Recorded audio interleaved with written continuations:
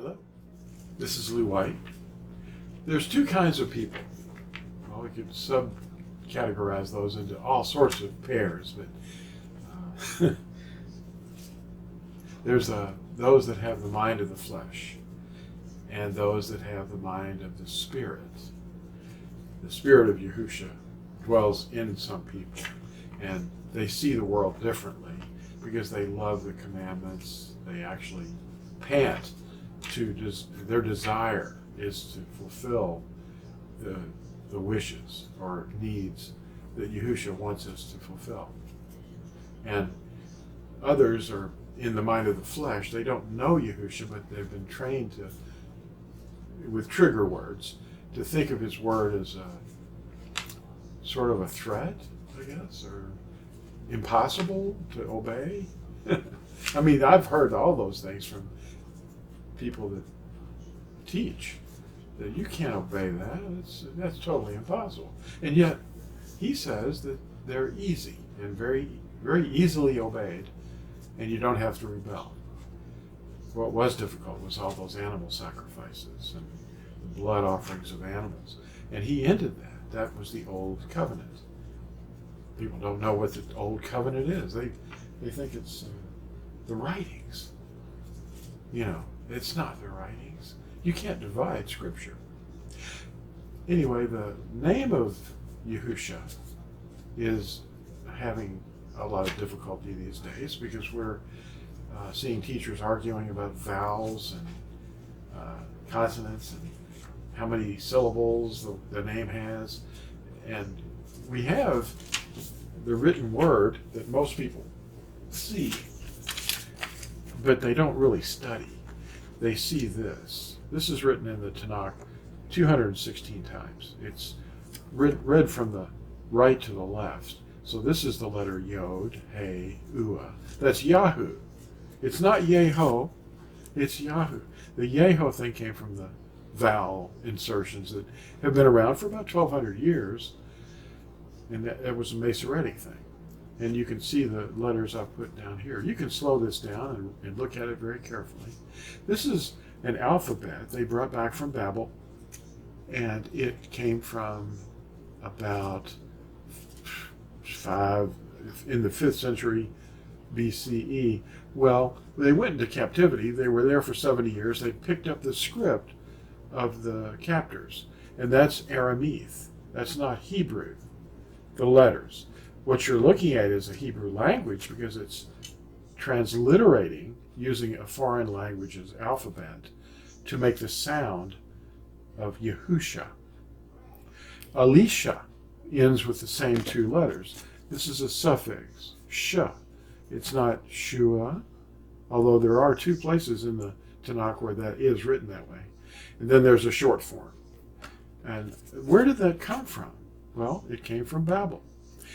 And they inserted vowels in the 800s, the Masoretes, and they didn't. They've been enforcing those language speech phenomes or guides for about 1,200 years. Now, this is the real script, Yahuwah, written at the top. Again, read from your right to your left. That's Yod, He, Ua, He, Yahuwah. That's how you say it in English, or in our Latin alphabet. Yahusha is the name Yahuwah with a suffix, and it was first found in Numbers 13:16. That's where this word comes into play, because Moses, named his assistant Husha. That was his name. It was Husha is simply, it's a hey. Well, let me find the hey. It's read from your right to your left. Hey, Usha. The same spelling that we see at the end here, the suffix of Yahusha. It's Sha, and it means deliverer. And you see the Yahu again, Yod, He, Ua. Well, his name, Husha, became Yahusha when Musha added the letter Yod to his name. Numbers 13, verse 16. Look at an interlinear scripture online. You can do it just by a little search. Put interlinear Numbers 13, verse 16.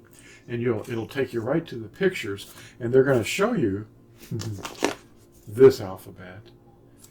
But this is the original alphabet. This is the letters themselves right here. It's Yod, He, Ua, Yahusha. And now, how do we get to this other thing? This word right here. How did we get that? That's fairly recent. That's less than 500 years old. And it started out 1,200, well, it was 1,200 years before that this started. It was a fellow they called Jerome, Hieronymus Sophronius, Eusebius. In the year 391, he translated this name, Isu, they call it, into the Latin Vulgate. 391 through 403, he did this major work and we call it the Latin Vulgate now. Well, the Latin Vulgate was the basis for the King James Version, and in the King James Version, there's a bar under it, just like it is in the Latin Vulgate. See that bar? That means that it's not really the actual name, it's a secret. It's what they call a Christogram, and they have a bar under it because it represents the name of a deity, just like the Egyptians would put bars under their cartouches for the name of their deity. See, the pagans wanted to secret away or hide the names of their deities because it meant they had power over them. Well, it was carried into the Anglican Catholic King James Version in 1611 from the Latin Vulgate exactly. And that's the way it was written in the first edition. Now, this evolved from that. Now, before that, they always go to a Greek text to prove their points. They don't go back to the Hebrew. The Hebrew would expose their error. You see Iesous in the Greek, and then even in the Greek, you see the translators use the same basis for the Greek to formulate this word, Joshua, which it isn't. His name was never Joshua. In the same letters to formulate this spelling in their translations. They ignore the Hebrew completely. And yet they know what this word means. If you look at your footnotes in your NIV or other study scriptures, you see that they know that it means the Lord is salvation. Well, that word doesn't mean that, but the original Hebrew word does mean that. So they are doing this to you intentionally. Read the preface of your scriptures that you use and find out that the translators admit they adopted a device and they eliminated the name of the Creator. They took the name out and then they put this word in called Lord. No, his name is not Lord. Never was, never will be. That's what they're telling you, though. That's why you can't see anything. It's hidden away from you because you're reading your scriptures and you believe that it's truth, but then they've taken the key of knowledge away. So there's two kinds of people. Those that walk in the Spirit, they obey and love the commandments because he's written a love for them on the truth on your heart. And the others have not yet had that happen to them, but be patient and kind to them. Gentle. Reveal the truth to them. And then maybe if they keep watching and listening enough, some of what I'm telling you will penetrate and they'll say, hey, I'm beginning to wake up. It was like I was hypnotized. I mean, where did the word Sunday come from?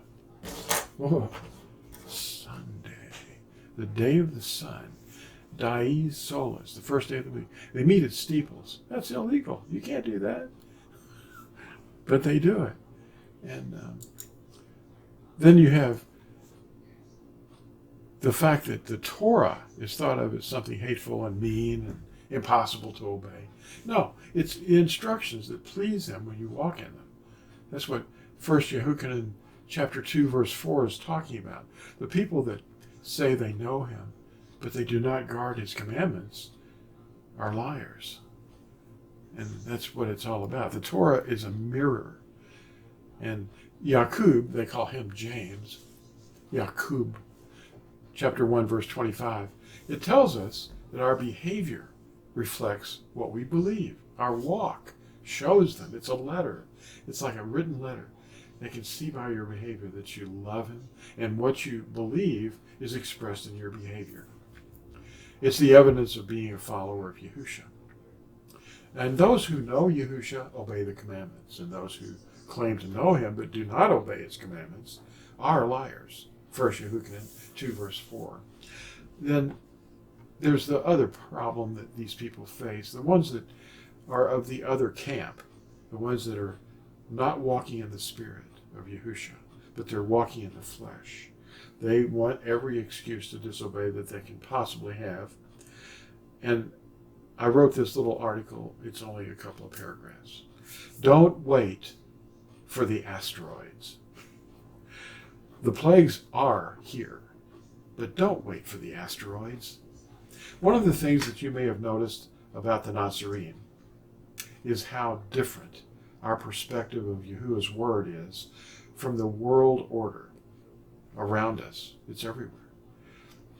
The names of the days of the week, the idolatrous fertility festivals, camouflaging their original meanings, and the trust that most people place in the world order will never survive the second coming of Yahusha. He told us to look at the fruit to identify the tree. He said, I am the vine. You are the Natsarim. If they hated him, they will hate his followers also. Yirmiyahu 16:19, Matityahu or Matthew 24, Yashayahu 24, that's Isaiah 24, and Daniel 12, they all describe the end of days and the same period of great distress. Don't wait for the asteroids. Thanks for watching, and we'll see you in the next video. Bye.